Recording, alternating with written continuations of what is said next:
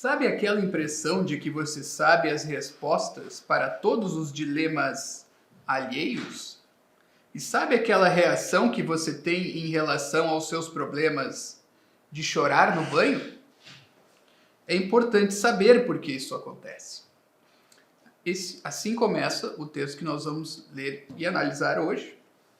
Eu sou o professor Mário e continuamos a ler o texto. Escute, o que nós vamos dizer agora. Isto aqui é importante.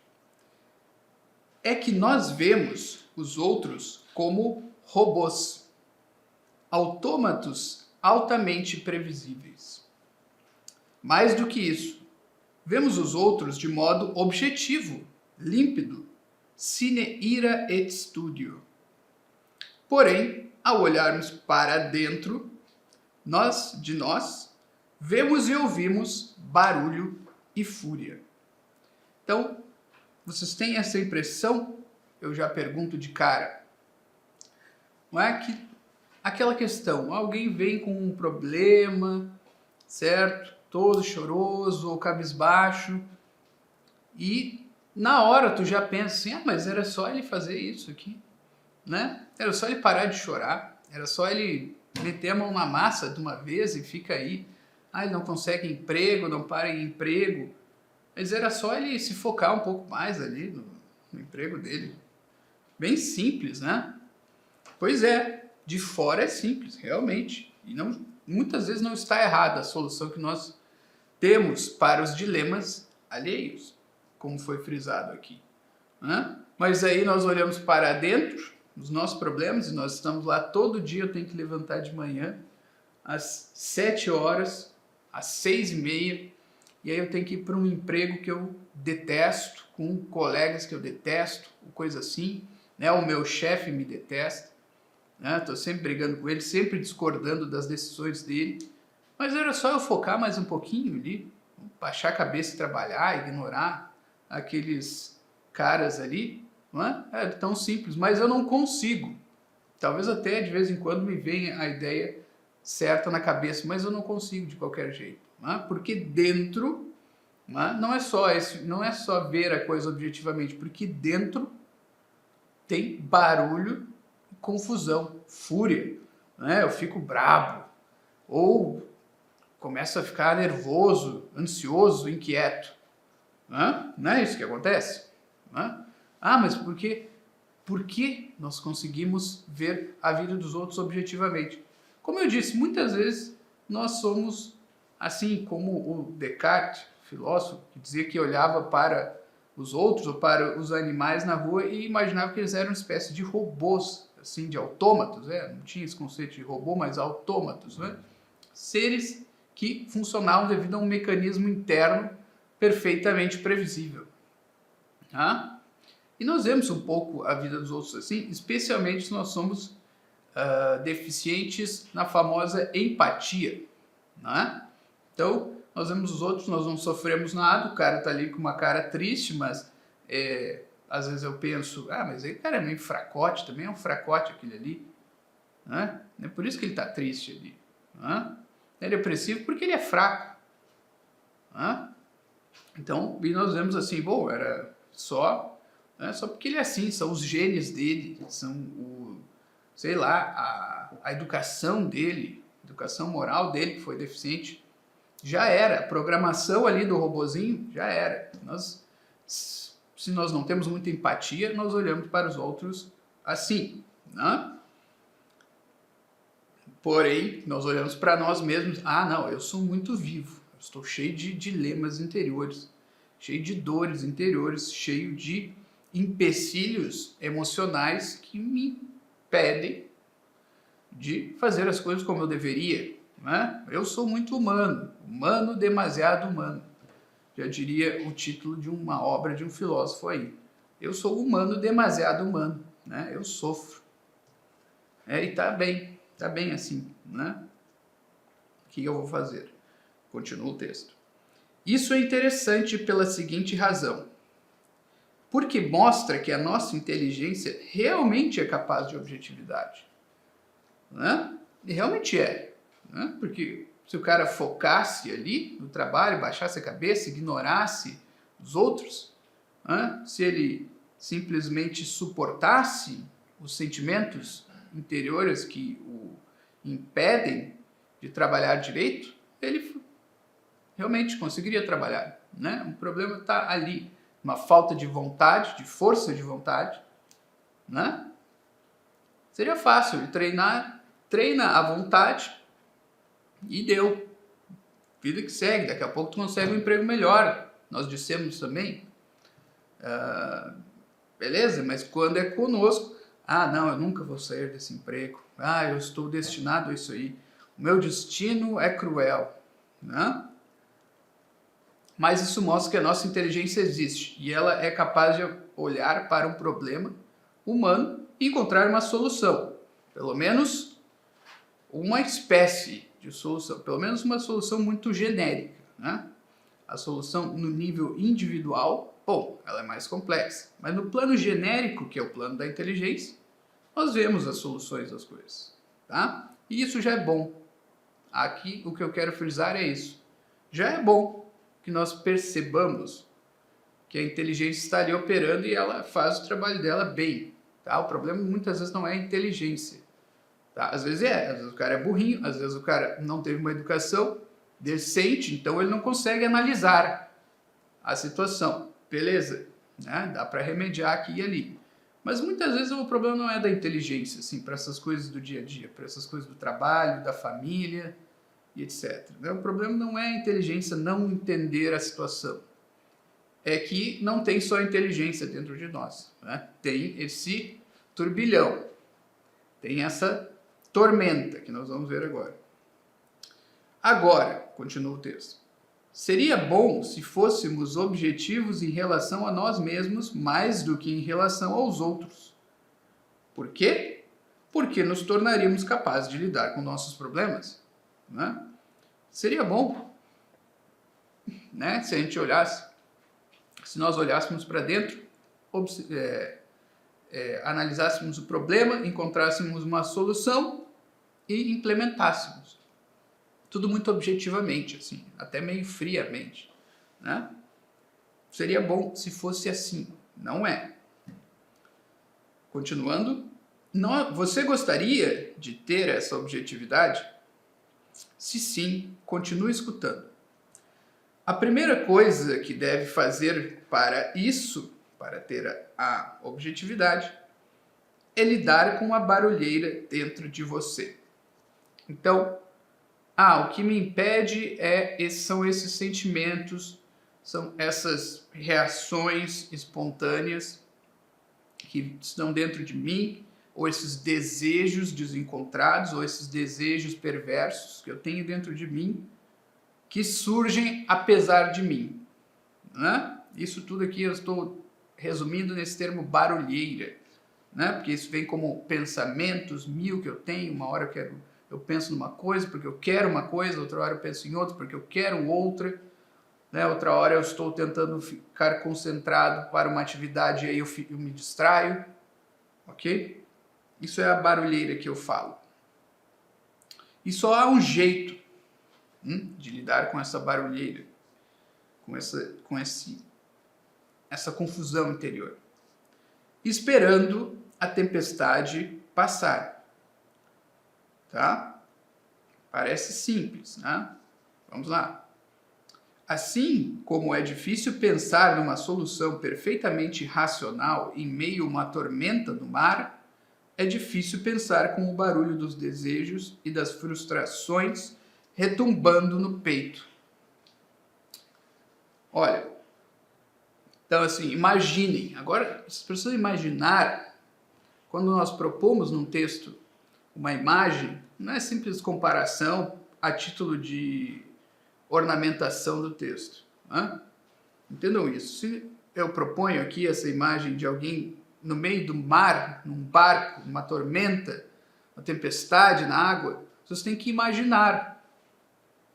Vocês têm que imaginar essa tormenta, essa pessoa ou esse grupo de pessoas, essa tripulação de navio, numa tormenta, tentando, né, segurar as velas ali, ou fechar as velas, ou se protegendo da água, ou tirando a água do barco. Tudo isso, você tem que imaginar essa cena, porque a cena proposta da imagem, ela tem muito a ver com a solução no âmbito prático, da vida prática, do dia a dia.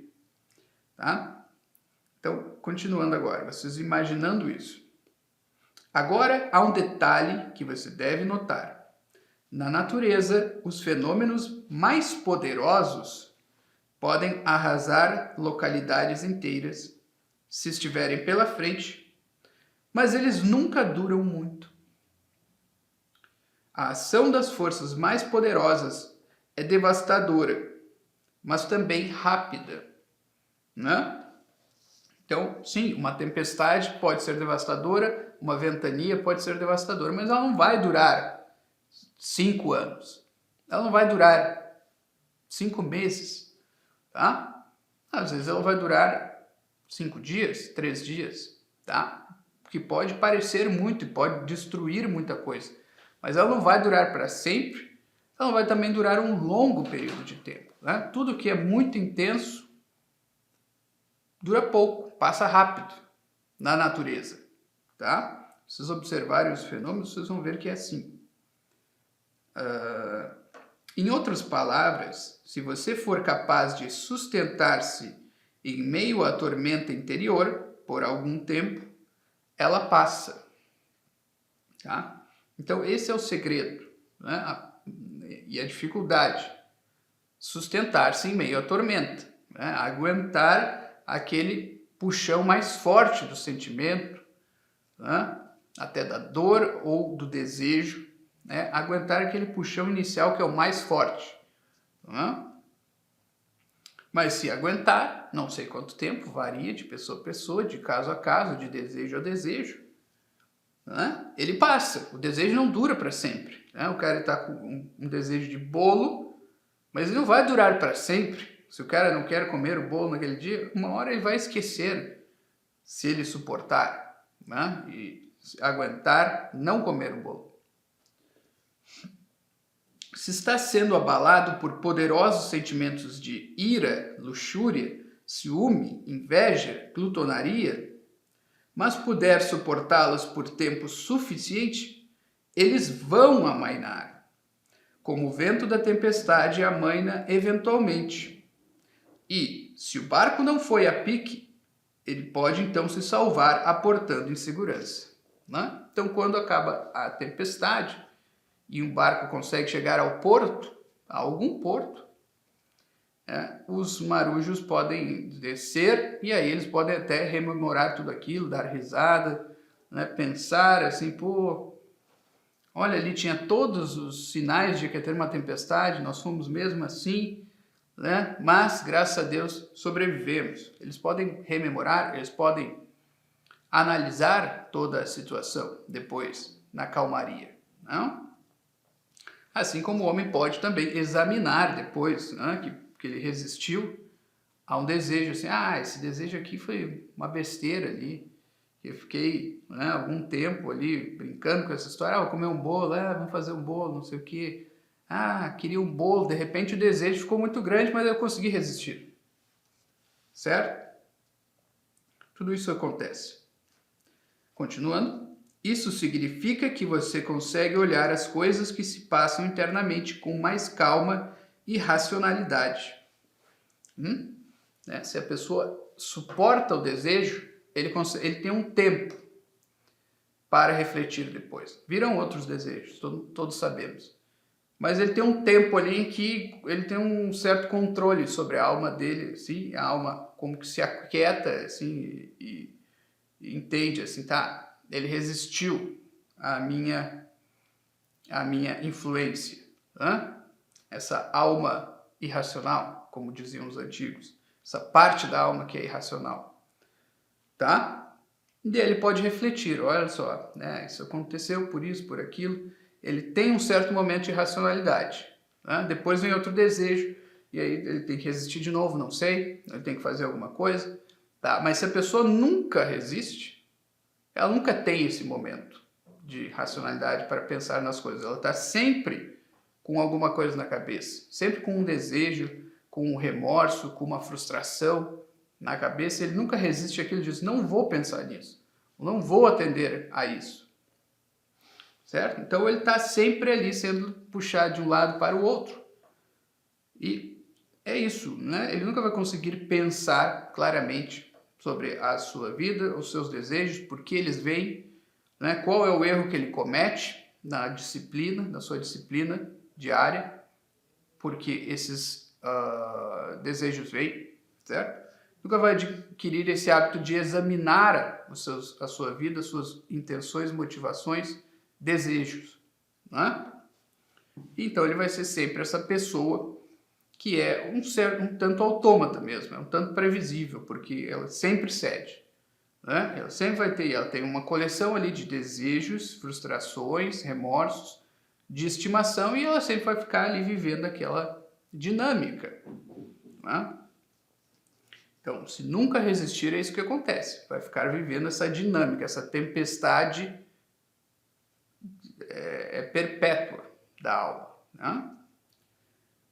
Continuando aqui, então eu disse, isso significa que você consegue olhar as coisas que se passam internamente com mais calma e racionalidade, como se olhasse para um outro, como se estivesse analisando a vida do outro, porque aí tu olhas para trás, para ti mesmo, mas tu já te vês com uma certa distância e objetividade, está olhando para um outro, né? O que, em certo sentido, não é falso, pois as paixões que estão em nós não nos definem, né? Então, as paixões estão em nós, mas elas não são a nossa natureza ou a nossa essência, né? Senão nós definiríamos o homem como um animal que deseja ou que tem paixões. Não, nós definimos como um animal racional, porque é isso que é a função mais nobre da alma, a atividade mais nobre da alma. Então, as paixões estão em nós, tá? Elas estão ali, são algo com a qual nós temos que lidar, sim, mas não podemos deixar que elas nos definam. Elas podem nos definir, se nós não exercermos as nossas capacidades a pleno, né? Se nós não exercermos a racionalidade, o exame, né? A capacidade de examinar a nossa vida, né? E dizer sim e não para as pulsões da alma, tá? Continua, e para terminar, olhando para você mesmo com alguma objetividade, você pode ter esperanças de se conhecer como realmente é. Então aquela questão no final ali, aquela questão, aliás, que estava lá no começo, que até era o título desse texto aqui, né? Conhecer os outros é fácil, mas a si mesmo, não, né? Então, para nos conhecermos, nós temos que dizer não a desejos, paixões, tristezas, todos esses sentimentos, né? Nós temos que mandar neles. Eles podem vir, eles vão vir. Não vai chegar um momento em que eles não venham, né? As pessoas não podem definir a nossa vida, né? Assim como no mito de Hércules, a hidra de Lerna sempre vem uma nova cabeça, né? Corta uma, vem a outra. Isso significa, né? A hidra de Lerna é como se fosse esse apetite baixo, né? Esse apetite irracional da alma, né? Ia lá o Hércules, cortava uma cabeça, nascia outra. Ele tinha que ir lá e cauterizar para não nascer, né? Mas voltava, né? Sempre voltava e a hidra não morria, até que ele descobre a cabeça, né? Que é a principal, corta, mesmo assim não morre. Ele tem que enterrar e ela está viva ainda, né? Então a raiz dos desejos ela nunca desaparece, tá? Nós podemos lidar com ela, mas nunca controlar.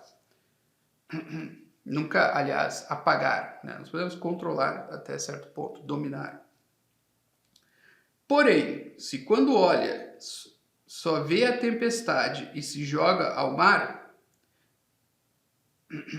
já não vê senão as águas do abismo. Então, se quando tu olhas a tempestade interior, tu já cede imediatamente àquilo, né, ao desejo que está por baixo daquilo, ou à tristeza, e aí tu vai para um canto, né, e te isola, vai chorar, sei lá o quê, né? Ou fica remoendo algum insulto do passado, alguma frustração, algo em que tu falhaste na vida e tu ficou sempre com aquilo ali. Ah, falhei aquela vez. Ah, falhei com o pessoal aquela vez. Falhei comigo mesmo, né? Eu não mereço nada, tal, não sei o quê. Né? Se sempre que vem esse sentimento, tu já te jogas, já te deixas tomar por ele, então tu tá sempre como aquele cara que estava no barco, viu a tempestade e ao invés de tentar permanecer no barco, se jogou no mar, né? De susto se jogou no mar e foi tragado, né? Então é isso, pessoal, essa é a mensagem. Por que disso, né? Antes de terminar, por que isso? Bom, é porque para estudar nós precisamos lidar com essas coisas, né? Muitas pessoas vêm com a questão do eu não consigo estudar, eu sou muito distraído, eu não consigo focar numa leitura e não sei o quê. Por isso, né? Porque não controla minimamente essas paixões, né? Não precisa nem ser o Hércules, né? Que lidou e deu um fim, um trato na Hidra, né? E já estava mais ou menos livre dela no final do seu segundo trabalho. Mas tu tem que enfrentar, pelo menos. Tu tem que ir ali cortar uma cabeça e tal, né? Depois vai nascer de novo, mas pelo menos eu cortei aquela cabeça que veio. Então tu tem que adquirir esses momentos de liberdade das paixões para estudar, para se dedicar a um assunto, né? Com perseverança, né? Não só de maneira assim, me dediquei hoje, 3 dias depois eu larguei, né? Comecei um negócio empolgado, depois no dia seguinte já desempolguei e larguei tudo, né? Então tem que lidar com essa hidra, né? Como eu estou usando aqui como imagem, certo? Então essa mensagem, né? Não consegue estudar? Muito provavelmente tem algo a ver com isso, certo? Então nos vemos numa próxima aí. Muito obrigado.